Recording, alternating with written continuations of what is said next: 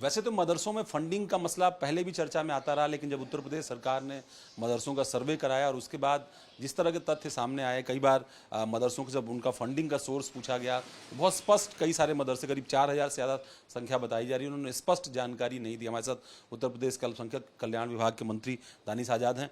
दानिश भाई, जो मदरसों को लेकर के, उनकी फंडिंग को लेकर के इशू है, उस पर राज्य सरकार क्या कर रही है? देखिए, हमने उत्तर प्रदेश में योगी सरकार ने एक सर्वे कराया और सर्वे का मकसद ये था कि ऐसे कितने गैर मान्यता प्राप्त मदरसे हैं जो उत्तर प्रदेश में जो चल रहे हैं, ताकि वहाँ का एक आंकड़ा, वहाँ कितने छात्र हैं, छात्रों की बेसिक जो फैसिलिटीज़ है वो कैसी है, इन तमाम चीज़ों को एग्जामिन करने की नीयत से एक सर्वे कराया गया था, जिसका पूरे उत्तर प्रदेश के सभी मदरसों ने सहयोग भी किया। और हम आगे बढ़ के कैसे उन मदरसों को हम बेहतर व्यवस्थाओं से लैस कर सकते हैं, उन मदरसों को कैसे सरकारी योजनाओं से कनेक्ट कर सकते हैं, इन दिशा में भी हम काम कर रहे हैं। सकारात्मक तरीके से सार्थक दिशा में आगे बढ़ने की नीयत से योगी सरकार के काम को सभी ने सराहा भी है और हमने मदरसा एजुकेशन सिस्टम को अच्छा और बेहतर बनाने की दिशा में भी योगी सरकार ने काम किया है। और निश्चित तौर पे हमारे जो नौजवान हैं, जो छात्र हैं, जो उन मदरसों में पढ़ने जाते हैं, उनको अच्छी क्वालिटी ऑफ एजुकेशन मिले, ये सुनिश्चित करते हुए योगी सरकार सबके साथ संवाद करते हुए बेहतर दिशा में आगे बढ़ रही है। और ये जो बात कही जा रही है, आप लोग एक तो बेहतरी की कोशिश कर रहे हैं, पर अभी भी बहुत सारे लोग हैं जो नियम कानून तोड़ने की कोशिश कर रहे हैं। मसलन फंडिंग का उनका सोर्स चाहे दुबई हो, गल्फ हो, बांग्लादेश हो, नेपाल हो, इस तरह की भी चीज़ें मिली हो। खासतौर पर भारत नेपाल सीमा है, पश्चिमी उत्तर प्रदेश से कुछ हिस्से हैं, पूर्वी उत्तर प्रदेश से कुछ पॉकेट्स हैं, जहाँ पर मदरसों ने सही तरीके से कोऑपरेट नहीं किया, सही जानकारी जो देनी थी वो देने से वो हिचके। देखिए, कोई भी ऑर्गेनाइजेशन रन करने के लिए एक प्रॉपर सरकारी सिस्टम होता है, एक प्रॉपर मैकेनिज्म होता है। निश्चित तौर पे उसको सभी को फॉलो करना चाहिए और जो भी उसको फॉलो करता है, हम तमाम नियम कायदों को फॉलो करता है, सरकार भी आगे बढ़ के उनका सहयोग करती है। और कहीं से ऐसी कोई शिकायत आती है, सरकार उस पर जांच भी कराती है, तो ये तो नेचुरल प्रक्रिया का एक हिस्सा है। मकसद ये है कि मदरसा एजुकेशन के साथ खिलवाड़ ना हो, क्योंकि मदरसों में आम मुस्लिम परिवार का बच्चा पढ़ने जाता है, उसको अधिकार है अच्छी शिक्षा का, और उसके इस अधिकार को सुनिश्चित करना योगी सरकार की जिम्मेदारी है। और अपनी जिम्मेदारी को योगी सरकार पूरी ईमानदारी से धरातल पे पूरा कर रही है। कुछ अधिकारियों के खिलाफ भी आप लोगों ने कार्रवाई की, जो खासतौर पर अल्पसंख्यक कल्याण विभाग में जो नेक्सस बना करके काम कर रहे थे, जो योजनाओं को ज़मीन तक नहीं पहुंचने दे रहे थे, या इसी तरीके से जो फंडिंग या उस तरीकों को लेकर के भ्रष्टाचार कर रहे थे। क्या संदेश है, या मदरसे हों, वो अधिकारी हों, जो इस तरह की भूमिका में लिप्त होंगे, इस तरह के कार्यों में संलिप्त होंगे, उन पर सरकार का? देखिए, आपने देखा कि समय समय पे हमारे डिपार्टमेंट ने हमेशा समीक्षा की और माइनॉरिटीज़ के वेलफेयर के लिए जिसने भी हिलावाली की, चाहे हमारा अधिकारी क्यों ना हो, हम उसके ऊपर कार्रवाई करने से हिचके नहीं, पीछे नहीं हटे। योगी सरकार का स्पष्ट साफ संदेश है कि जिस तरीके से पूर्ववर्ती सरकारों में, चाहे सपा में चाहे बसपा में, हमेशा चाहे मदरसा शिक्षा को अच्छे दिशा में आगे ना बढ़ने देना हो, चाहे माइनॉरिटीज़ के बेहतरी के लिए ना काम करना हो, ये पिछली सरकारों ने किया।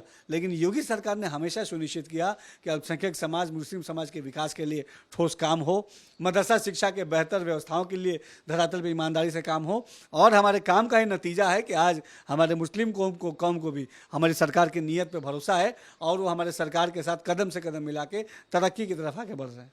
जमाते उलमा हिंद के जो प्रमुख हैं, उनका बयान भी आया है और वो कह रहे हैं कि अगर बजरंग दल पर पहले कांग्रेस ने बैन लगा दिया होता तो आज ये स्थिति नहीं आती, देश में एनडीए की सरकार, नरेंद्र मोदी की सरकार ही नहीं होती। देखिए, आज समझने की ज़रूरत है कि हमारे मुस्लिम कौम की ज़रूरत क्या है, हमारा मुस्लिम कौम किस दिशा में आगे बढ़ना चाहता है। बयान दे के मुस्लिम कौम के विकास को भटकाना, ये आज के जितने भी लोग हैं जो एजेंडे पे चलाते हैं, वो अभी उनका एजेंडा नहीं चलने वाला।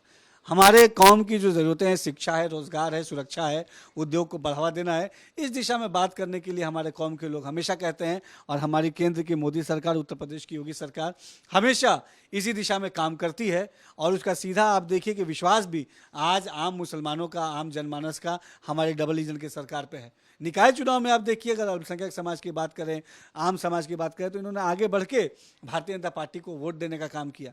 बड़ी संख्या में हमारे मुस्लिम समाज के भी प्रत्याशी जो भाजपा के टिकट पर जो चुनाव लड़े, वो चुनाव लड़के जीत के आए हैं। साफ संकेत है कि अब जो है बयानबाजी से समाज नहीं चलेगा, अब समाज चलेगा विकास के मुद्दे से, तरक्की के एजेंडे से। जो लोग जीत करके आए हैं, जिनकी संख्या करीब अच्छी खासी बताई जा रही है, करीब टिकट भी आपने 350 के आसपास लोगों को दिया था, तो ये जो लोग जीत करके आए, इनको लेकर के क्या कुछ प्लानिंग चल रही है? देखिए, निश्चित तौर पे हम तमाम जितने ऐसे जीते हुए हमारे प्रत्याशी हैं उनको मैं बधाई भी देता हूं।